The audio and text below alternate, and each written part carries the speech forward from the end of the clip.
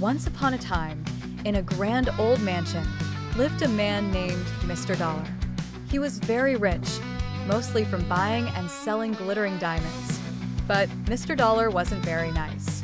He was grumpy and mean, even to his own family who lived with him.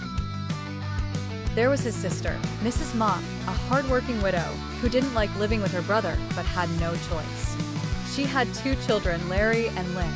Mrs. Mop did all the cooking and cleaning, hoping to save enough money to send Larry to university. Larry was a kind-hearted boy who worked hard to help his mother. He didn't like his Uncle Dollar because of how horribly he treated everyone, especially his mother. He secretly wished for Mr. Dollar to be nicer or to have enough money so they could leave.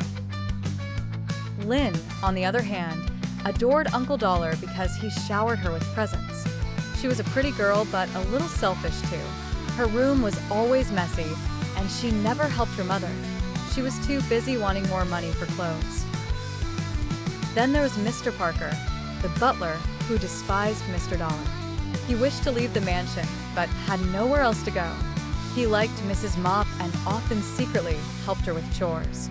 Lastly, there was Mr. Green, the lazy gardener who smoked too much. One sunny afternoon, chaos erupted. The Amazon diamond, a dazzling gem that sparkled like 1,000 rainbows, was missing.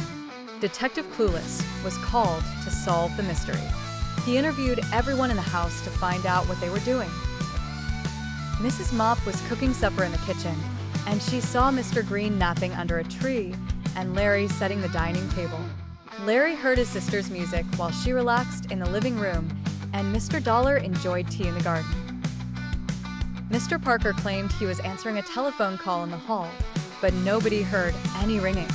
In the study, Detective Clueless gathered everyone for a dramatic reveal. "The thief," he declared, "is you, Mr. Parker." When Mr. Dollar discovered the diamond's disappearance, everyone ran to the hall. "But there was no sign of you, and no telephone rang," he said confidently. He held up a handkerchief. "This belongs to you, Mr. Parker.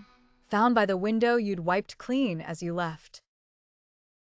Caught red-handed, Mr. Parker had to confess.